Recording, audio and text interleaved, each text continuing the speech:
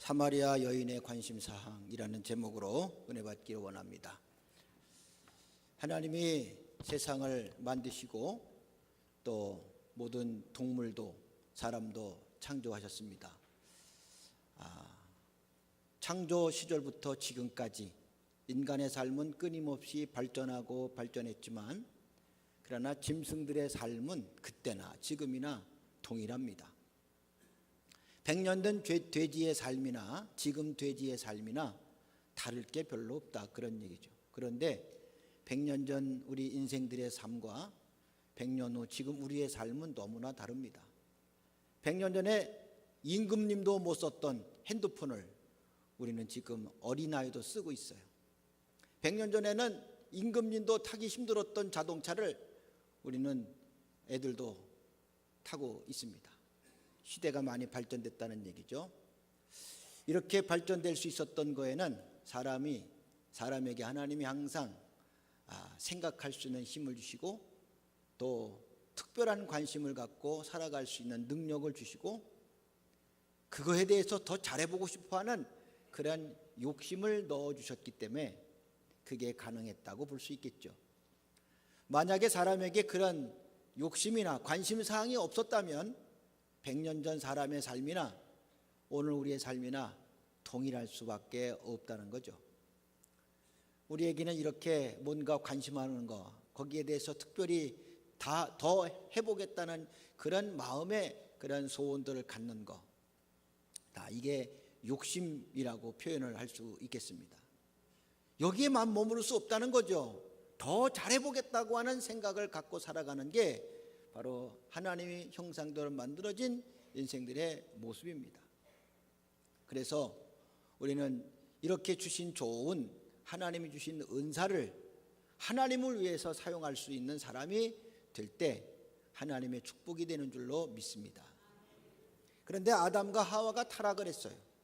하나님께서 주신 그런 좋은 생각들, 관심사항들을 그들이 자기를 위해서 쓰는데 사용하게 되면서 타락하게 되고 죄를 짓게 됐습니다.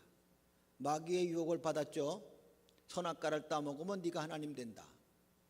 하나님의 영광을 위해서 살아야 될 인간인데 선악과를 먹고 보는 순간 내가 하나님 돼야 되겠다 하는 생각을 갖게 되면서 그들이 하나님이 되겠다는 관심사항을 가지고 살게 되면서 죄가 시작이 되고 인류는 파멸로 치닫게 됐습니다.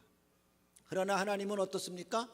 이렇게 멸망하게 될 인간을 그냥 방관하지 아니하시고 그들을 건져내고 구원하고 싶어서 하나님의 관심사항은 죄인들에게 집중하기 시작했습니다. 그래서 좀 더 많은 영혼을 구원하고 싶은 하나님의 욕심이 있었으므로 하나님은 독생자 예수 그리스도를 보내주시고 그 예수님을 통해서 우리에게 구원의 역사를 이루시며 더 많은 인생들이 구원받기를 원하시는 하나님의 욕심 때문에 아직도 그 때를 늦추시고 계시다는 말입니다.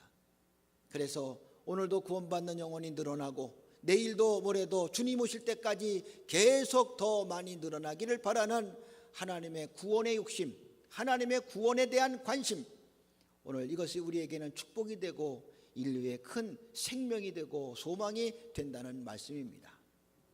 그러므로 오늘 우리가 살면서도 우리도 이런 관심을 갖고 있어야 되는데 이제는 나를 위해서 하는 그런 욕심이 아니라 하나님을 위해서 아담과 하와가 타락하기 이전에 하나님을 위해서 어떻게 하면 더 잘 살 수 있을까?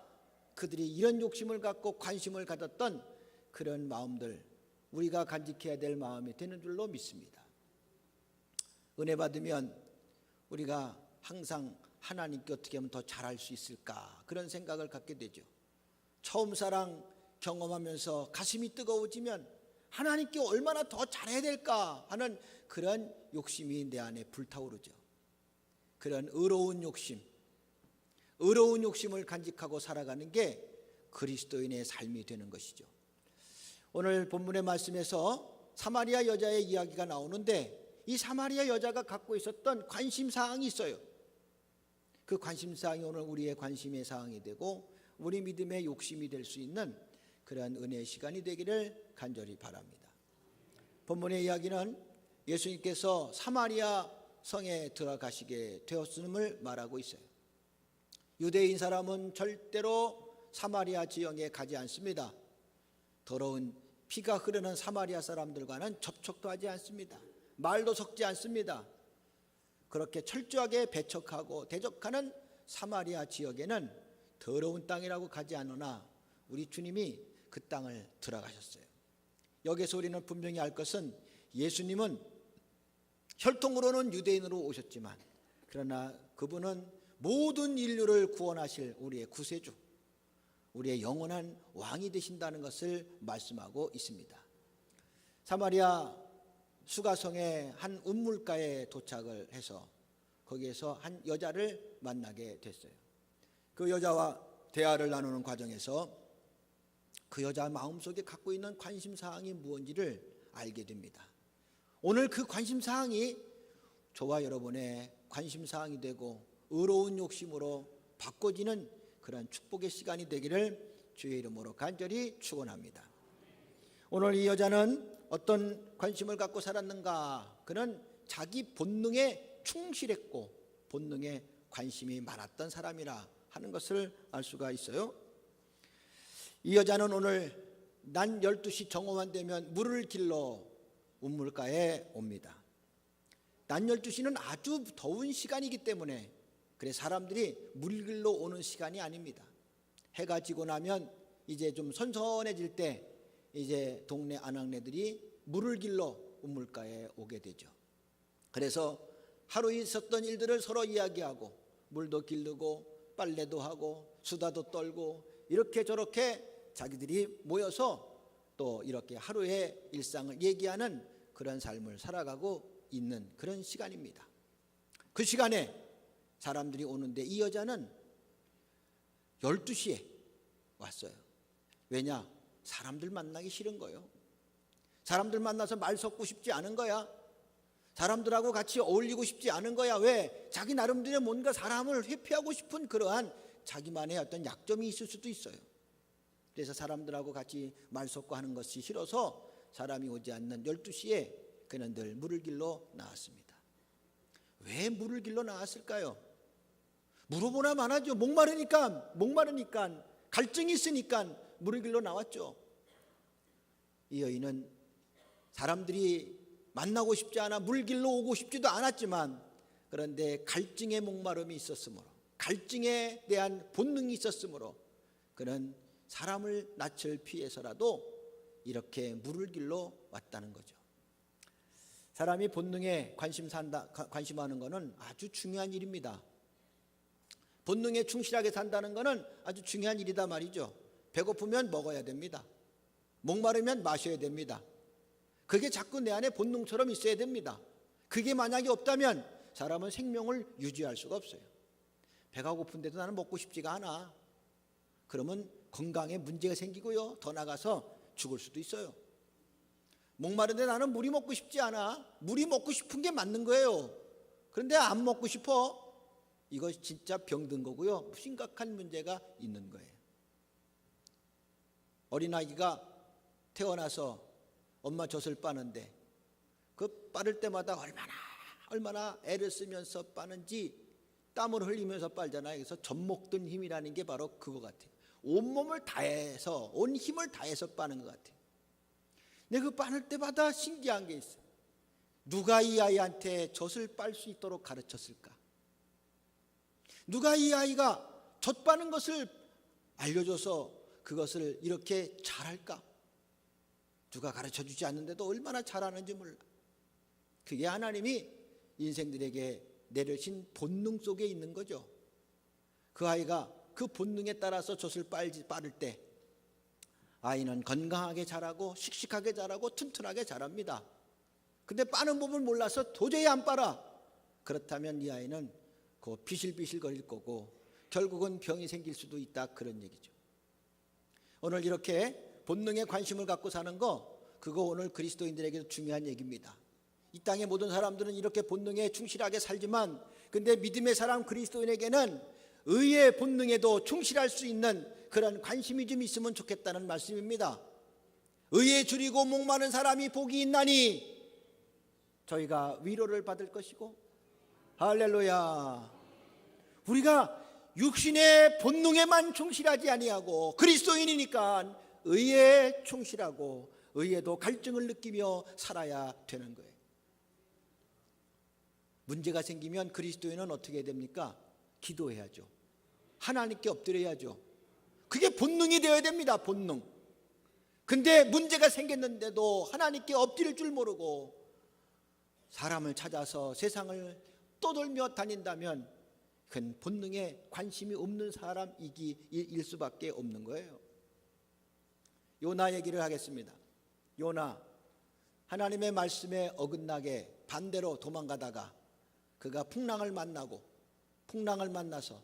물에 빠지게 되고 물에 빠져서 죽게 되는데 하나님이 큰 물고기를 보내셔서 요나를 삼켜버리게 하셨습니다. 이제 요나는 큰 물고기 뱃속에 들어갔어요. 얼마나 큰 심각한 생명의 문제가 되게 된 겁니까? 그러면 아이고 여기서 그냥 이렇게 죽는구나 하고 그냥 포기하고 그냥 죽어야 되지 뭐 어쩔 수 없지 뭐 물고기 뱃속까지 들어왔는데 내가 어떻게 살겠어 끝이지 뭐.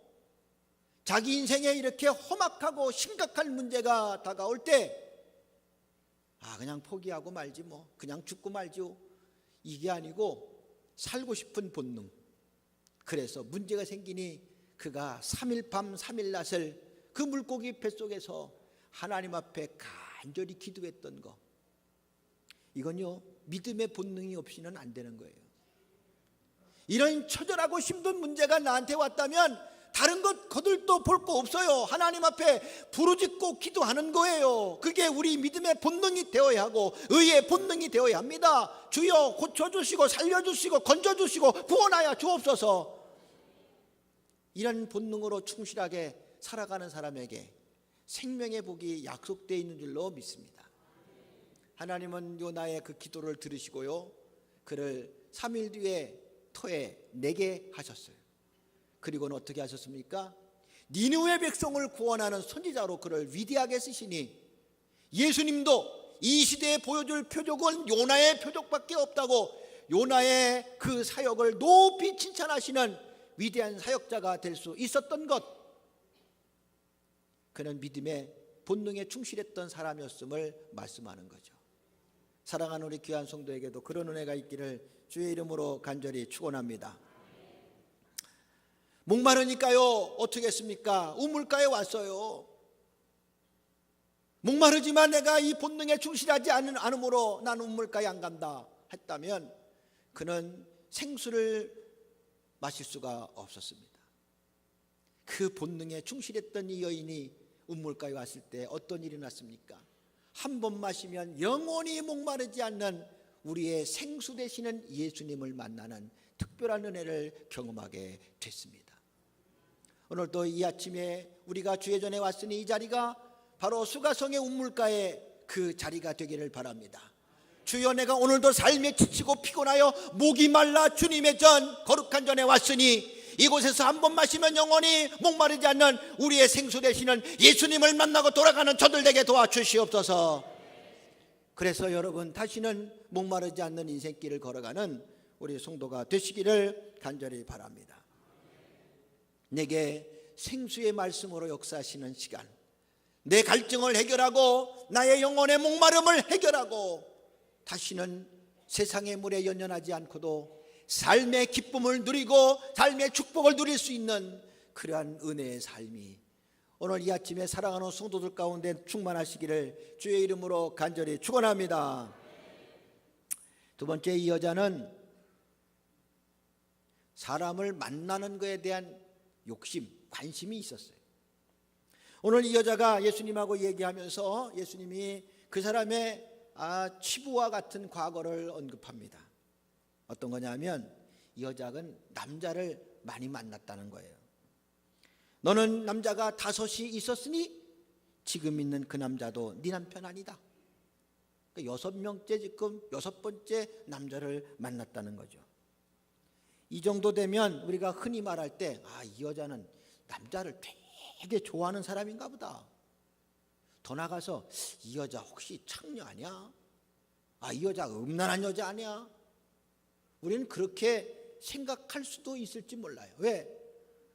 남은 한 여자 데리고도 평생 사는데 벅찬데 이 사람은 6이나 데리고 살았으니, 남은 한 여자도 못 만나고 지금까지 사는 사람도 있는데 6이나 만났으니, 이 여자는 뭔가 좀 끼가 있는 여자고 음탕한 여자고 뭐 이렇게 얘기할 수 있어요. 근데 성경 어디에도 이 사람이 창녀라는 말도 없어요. 예수님이 너 창녀냐? 물어보신 것도 아니에요. 예수님이 그랬겠어요? 예수님이 그 사람한테 그렇게 막 그의 아픔을 치부를 막 드러냈겠어요?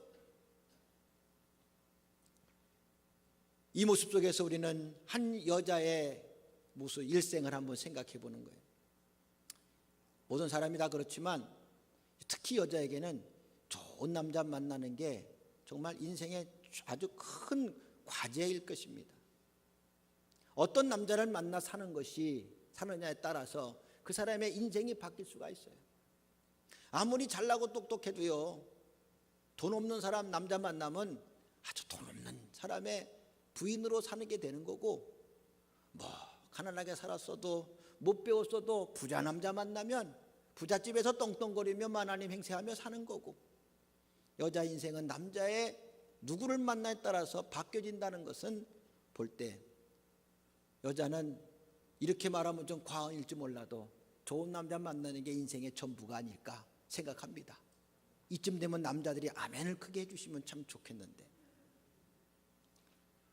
그런데 첫 번째 남자를 만났는데 그렇게 내가 기대했던 그런 남자의 모습이 아니었던 것 같아요.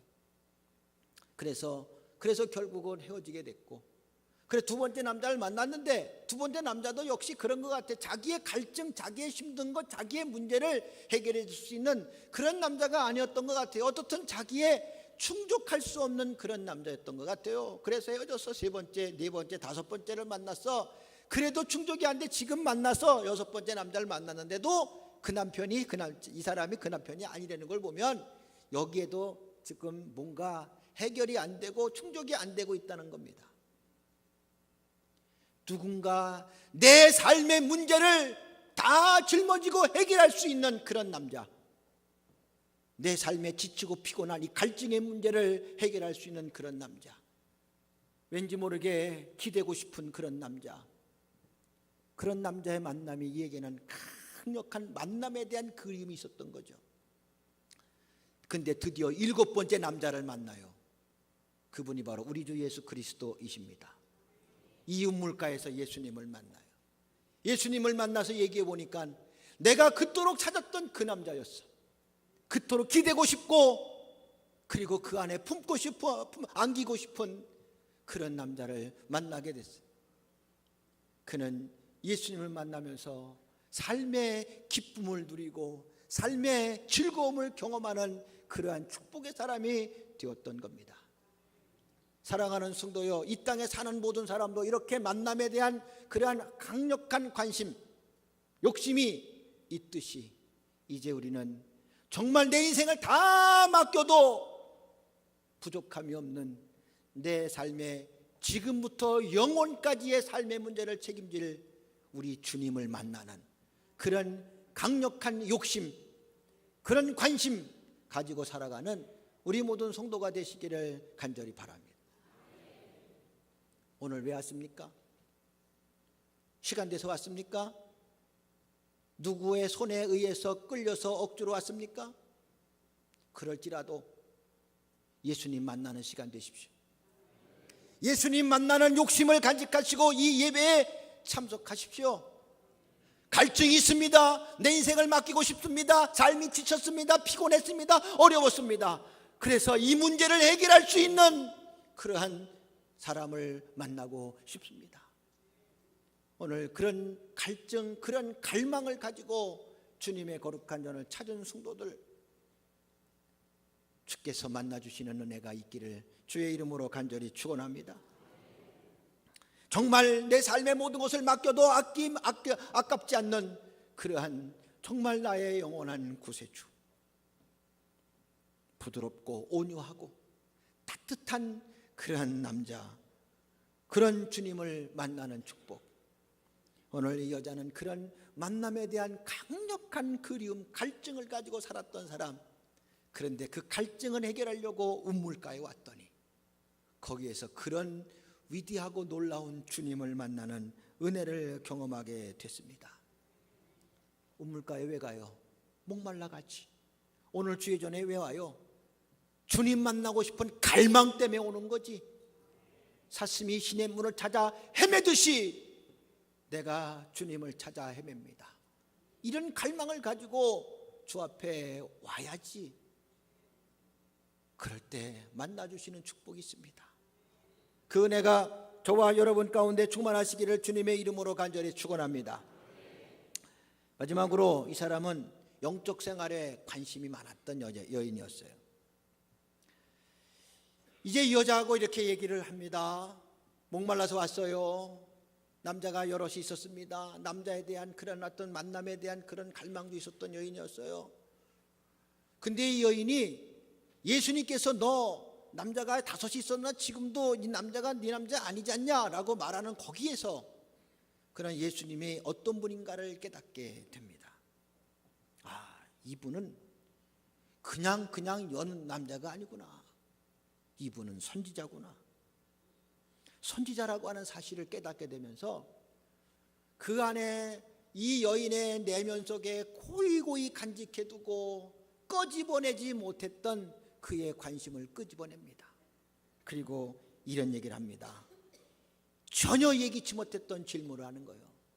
남자나 6이나 데리고 살았던 여자가 목말라서 그냥 우물가에나 그냥 다른 사람 눈 피해서 12시에 나왔던 여자가 과연 이런 질문을 할 수 있을까 생각지 못했던 질문을 하는데 어떤 질문이 하면은 예배에 대해서 질문을 하는 거예요. 20절 우리 조상들은 이 산에서 예배하였는데 당신들의 말은 예배할 곳이 예루살렘에 있다 하더이다. 남유다와 북이스라엘이 서로 남북으로 갈라졌을 때 북이스라엘의 수도가 사마리아예요. 근데 북이스라엘 사람들도 통일한국 시절에는 예루살렘에 와서 예배를 드렸어요. 제사를 드려야 했어요. 그러니까 모든 전국에 있는 그런 이스라엘 백성들이 예루살렘에서 예배를 드렸는데 남북 왕조가 갈라지게 되면서 북쪽의 10지파 사람들도 이제 예루살렘에 가서 예배를 드려야 되는데 이게 갈라졌기 때문에 못 가는 거예요. 그래서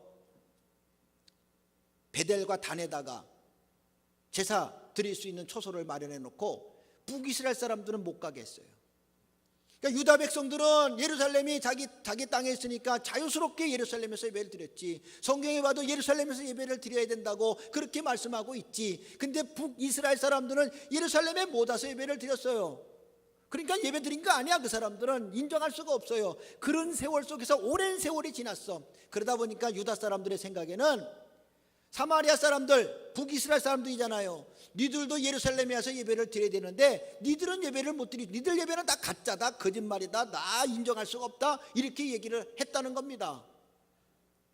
그러니까 유다 사람들은 예루살렘 예배 드리는 데는 자부심이 있었으나 사마리아 사람들은 하나님께 제사를 드려야 되는데 예루살렘에서 제사를 못 드리게 되니까 이건 드린 것도 아니고 안 드린 것도 아니는 그런 상태에 놓여 있게 된 것이죠.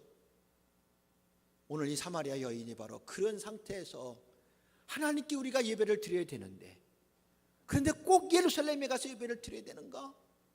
그렇게 오지 못하게 철저하게 오지 못하게 막아놓고는 거기서 예배를 드리지 못하는 건 가짜라고 그러고 인정할 수 없다고 그러면 되는가? 이 여자 안에는 예배를 제대로 인정받지 못하고 있는 예배에 대한 갈증이 그 안에 깊은 내면 속에 자리 잡고 있었는데 누구 하나 해결해 주지 않았는데 예수님 만나고 선지자이신 예수님 보고 그걸 묻기 시작하는 거예요. 놀라운 얘기죠. 남자나 좋아하는 그런 여자인 줄 알았어요. 그냥 육신의 목이 말라서 그냥 운물가나 찾아오는 그런 여자인 줄 알았어요. 그저 육신의 본능에 따라 살아가는 그런 사람인 줄 알았어요. 그런데 그 안에 내면 깊은 속에는 뭐냐? 하나님께 예배하고 싶은 예배의 본능이 그에게 있었다는 거예요. 아무리 예배를 드려도 인정받지 못하는 자기의 현실을 보면서 하나님께 예배를 못 드렸구나 하는 그 안타까움이 그에게 있을 때 모처럼 선지자 예수님을 만나니까 그걸 묻고 싶은 거야. 여러분도 그런 경우 있을 거예요. 좀 신령한 사람, 기도 많이 하는 사람, 예언의 은사를 받았다는 사람한테 뭐 묻고 싶은 거 없어요? 있을 거예요. 그런데 우리 아들이 동쪽으로 가야 잘 돼요, 서쪽으로 가자, 그런 거 물어보지 말고 어떻게 해야 내가 믿음 생활 잘할 수 있을까, 그런 것 좀 물어보세요. 오늘 이 여인처럼 선지자 예수님을 만나면서 어떻게 예배를 드리는 것이 맞습니까? 물어볼 수 있는 그런 예배에 대한, 영적 생활에 대한 그 내면에 감춰졌던 갈망이 튀어오를 수 있는 그런 성도가 되시기를 바랍니다. 그때 예수님이 뭐라고 대답합니까? 예수님의 대답, 예루살렘도 아니다, 또 이 산도 아니다. 하나님께 예배하는 것, 예배하는 자는 영과 진리로 예배하면 된다. 24절, 하나님은 영이시니 예배하는 자는 영과 진리로 예배할지니라. 장소가 중요하다고 말씀하지 않아요. 그 산에서 해도 되고 이 산에서 해도 되고 괜찮다는 거예요. 이거는 장소를 무시하라는 얘기가 아니라 형식에 빠지지 말라는 거예요. 위식적인 예배 드리지 말라는 거예요. 중요한 거는 자세다 이거예요. 자세, 영적인 자세, 진리로 예배를 드리는 게 맞는 거지, 장소 어디서 내가 갔다 왔다 갔다는 게 중요한 게 아님을 말씀하고 있습니다. 그리고 예배할 때가 언제냐, 시간을 말씀해 주시는데 그게 지금이라는 거예요. 곧 이때라, 지금이라는 거예요. 그러니까 예배는 장소, 외식적이고 형식적인 게 아니고 꼭 거기에 가서 드리는 것만이 하나님 받으시는 게 아니라, 하나님 받으시는 예배는 영으로 진리로 드려야 되고, 예배는 지금 드리는 거야. 자꾸 미루지 말라는 거예요. 지금 예배 시간이면 지금 어떻든 드려야 되는 거지, 핑계대지 말고 자꾸 뭐 다음에 드린다, 그 다음에 한다, 핑계대지 말라는 거예요. 이런 자세를 가르쳐주고 계신 거죠. 오늘 이 여자는 너무나 영적인 그러한 깊은 수준의 갈망을 갖고 살았던 사람입니다.